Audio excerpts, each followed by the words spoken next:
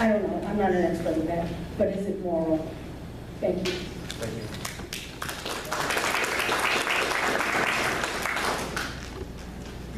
Lou Gamage.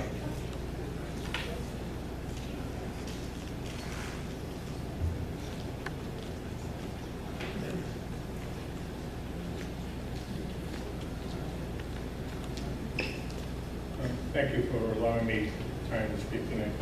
I'm here to speak about some of my concerns and also speaking for those who can't speak for themselves, which is the wildlife in this area.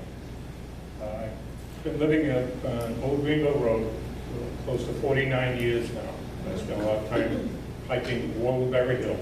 I can tell you about all the trees, about all the water, and whatever is up there.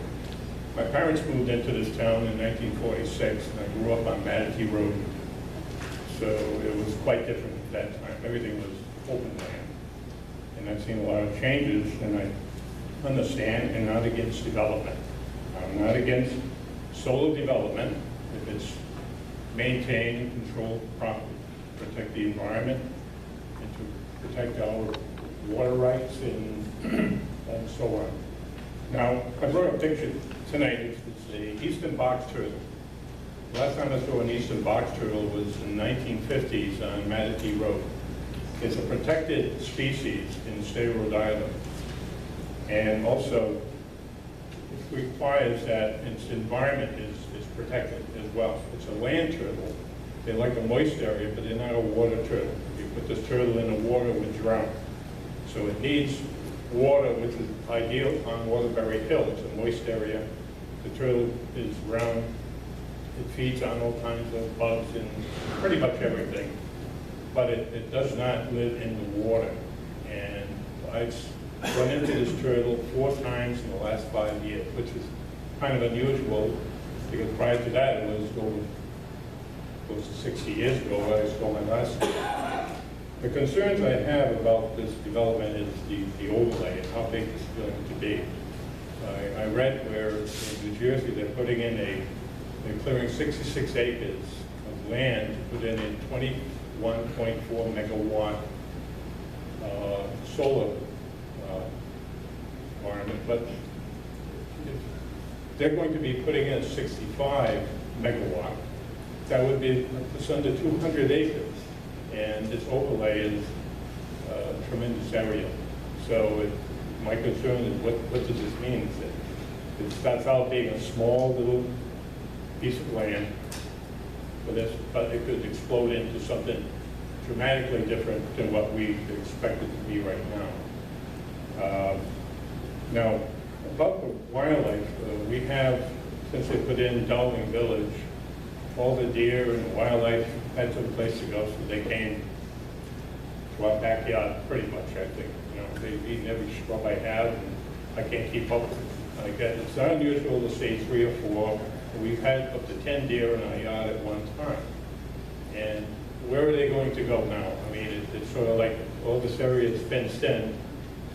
You know, we've got to be considerate of what's going to happen to those critters. Turkeys as well. You know, we've had like up to 2 dozen at a time coming around. They're in my yard just about every day. And my concern would be, how are we protecting all this? And where are they going to go? You know, is this part of the plan? I think we have to be considerate of that. I'm not sure. I haven't seen a lot of details about this, so I'm not quite sure. I'm assuming that all the right things are going to be done, but we haven't gotten a lot of details. So my concerns are for the wildlife, the overlay district, and how big this is going to grow to be. And also, if solar goes in, how are they going to maintain the growth of vegetation? If you have solar panels and vegetation comes in, it could damage the solar panels. So this has to be controlled. They have to keep this away from the panels. Are they going to be using herbicides? If they use herbicides, it's going to possibly contaminate all our water supplies, which goes into Todd's Pond, which goes into the conservatory area down the bottom of the hill, which could contaminate our water supplies. So that is a very big concern of mine, is how are they going to maintain that? Are they going to have people in there with weed whackers? How's this going to be maintained? We haven't seen any information on that. I'm not aware of it, so that's the concern that I have. But I'm just hopeful that everybody is doing the right thing and looking at all these details. And it was just 3 weeks ago, I was walking up on Wellsbury Hill. I ran into a fellow with maps, and he says, I'm identifying the wetlands right now. So this was 3 weeks ago. So how do you approve or disapprove a project until you have all the facts? So the timing there is like, you know, where's this guy down? You know, and you know, what's the timing? So it does raise a number of questions, and those are my concerns. So that's it. Thank you.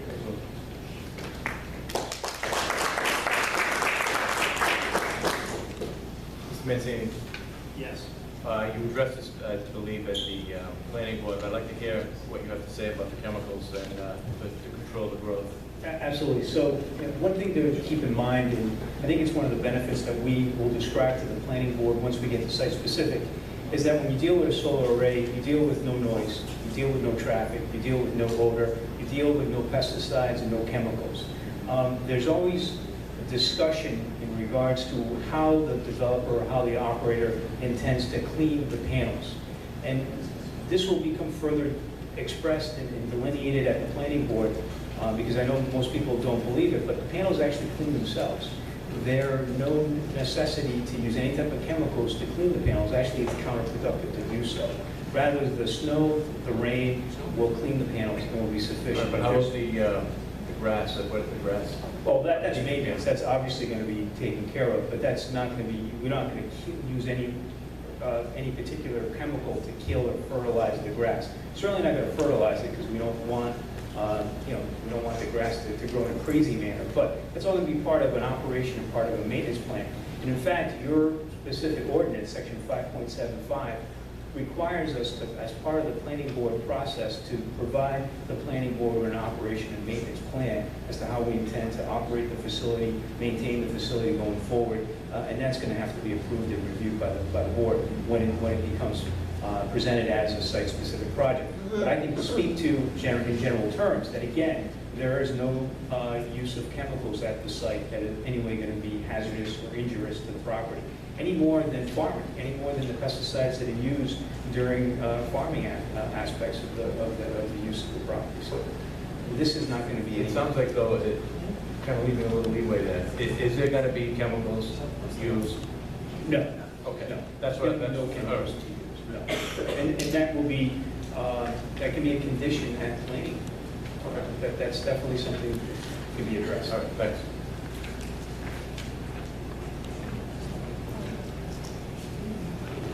Mr. Paul Billinu.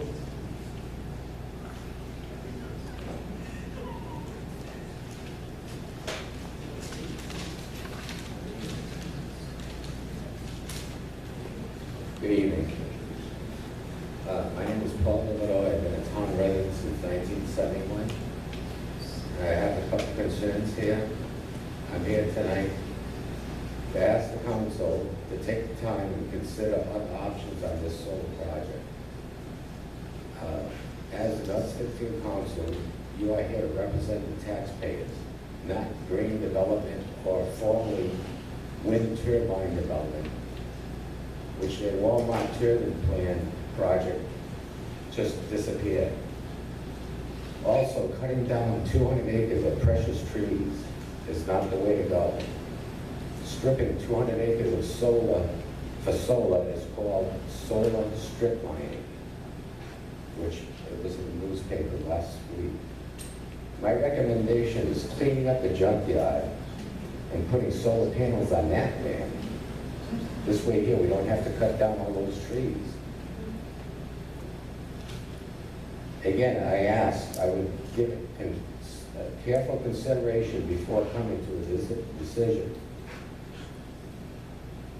Big mistakes were made about nuclear energy. now it's costing taxpayers billions of dollars to decommission and clean up nuclear plants. This could happen to solar fields on taxpayers' money to clean up the mess. If these solar panels last 20 years, and if green development fails, we are stuck with the cleanup. And I suggest that they should put up quite a bit of money, I'd say between $5 and $10 million for future cleanup. Thank you. Thank you.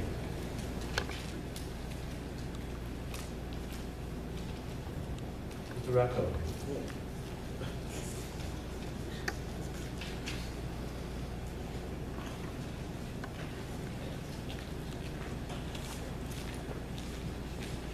Mike Rafko, 25 Overinville Road. How do I address the issue that I'm handing out a memo to you that I had an issue with the planning board meeting last week, and now I read Mr. Kravitz's memo to you, and it seems like we're going in opposite directions. I can explain my memo, and then Mr. Kravitz can explain his memo if you want. I'd like to get into that first, because I attended the planning board, and what happened was, after that meeting, I was so upset that I started thinking, what do I do next? I didn't want to write a memo, but I read the memo that was given to you by Mr. Pilati from the planning board, and when I read that memo that was given to you, dated April 16th, and I read the memo that's included in your package, on page 1 at the bottom, it says, to ensure the legal process has been adhered to precisely, we recommend that if the town council agrees with the ordinance as proposed in its most recent form and reaches agreement with respect to decommissioning, the town council revert the final draft of the proposed amendment back to the planning board, who can make more detailed findings per Rhode Island General Law 45-2452. That's where it got me really upset, making more detailed findings for this Rhode Island General Law. What happened at the planning board was a big issue. The first half hour, 45 minutes, was complete confusion.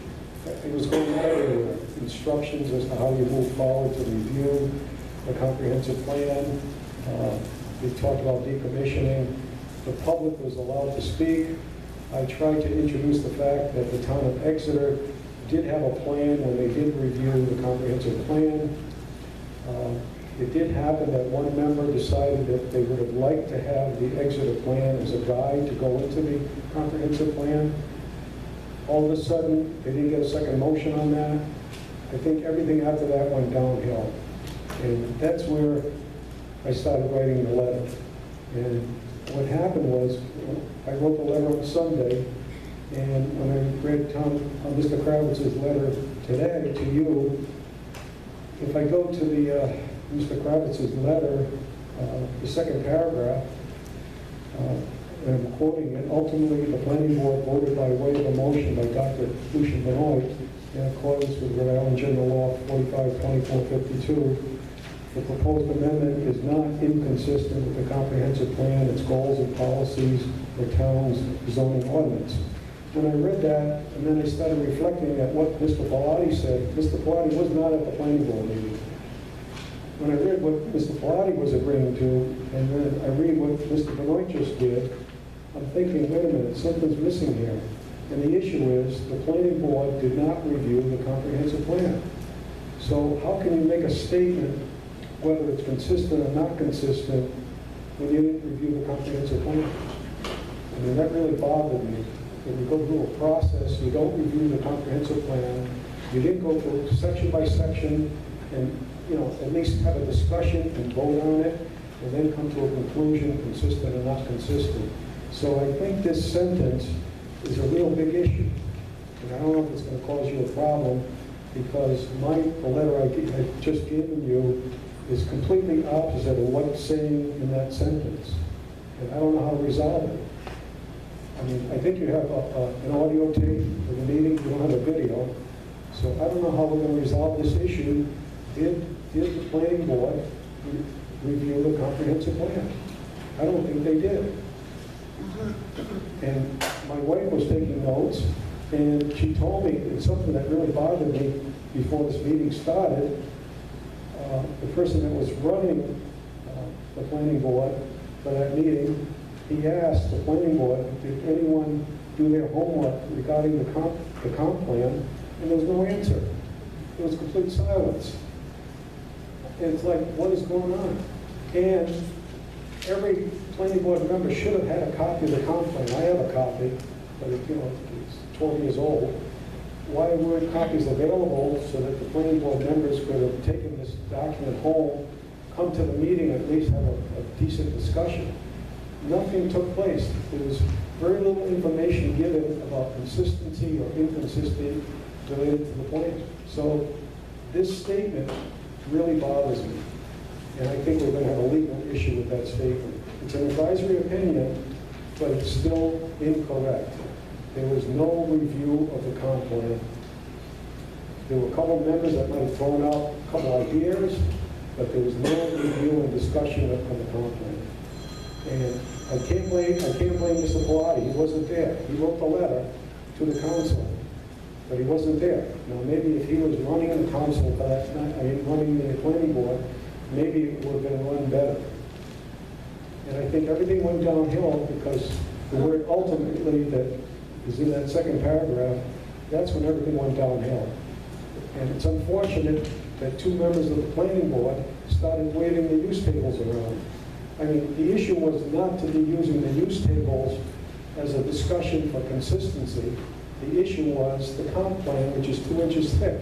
But why did some members start waving the use table saying, this is what we should be focused on?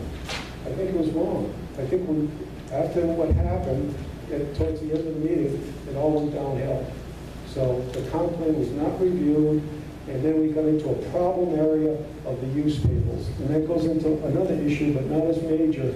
If you go to the next paragraph, that Dr. Lucian Benoit then made a second motion that the solar overlay zone as proposed is consistent with Rhode Island General Law 45-2430 by way of the fact of the use tables. Well, there's a problem with that too, because in our own use tables, it's not consistent because our use tables require a special use permit. The overlay does not. So the overlay is saying you don't need the special use. Our tables today say you do require a special use. So I don't think they're consistent even with the use tables, so that even that third paragraph that's written about Dr. Lucian Benoit's motion. So I think I have a legal problem with that one also. I don't know how to resolve it. I don't know, do we have to get a couple people to listen to these audio tapes and try to figure out what happened? I think we have some problems. Now, I don't know if you need the advisory opinion to go forward, or is that going to cause a problem if we have the wrong language in this advisory opinion? I'm going to address that real quick, okay? It's safe, I don't think this, I think we can assume safely that members of the planning board are familiar with the comp plan, just like you can safely assume that members of the council are familiar with the charter and the council rules. So do they have to really go back and review the comp plan when you're asking them to review the comp plan? They may already be very familiar with the comp plan. If I disagree with that statement, I don't think, I thought only 2 members, because I only heard comments from 2 members that mentioned, one started on the comp plan, because I think he's been around long enough, and the second one is a newer member of the planning board, but he started talking about the other state law, 45-2430, which is lists different categories. I think they fold into the comp plan, but I feel comfortable that one person on that planning board had the knowledge to go forward. We can't get into their heads. I know. We can't get into their heads. We don't know whether they are familiar with the comp plan or whether they're not familiar with the comp plan. But I think we have a legal issue that the planning board did not review the comp plan. It wasn't reviewed in public during a discussion that they actually went through different sections of the plan. It didn't happen. One member might have thrown out some ideas, and then all of a sudden it got sidetracked. So I don't know what to do. I'm just putting it on we the don't review table. the charter publicly every time we make a decision, do we? We go by, we base on, we go by the charter, we follow the charter. But yeah, the state law requires for this exercise that you go through the charter. And I propose that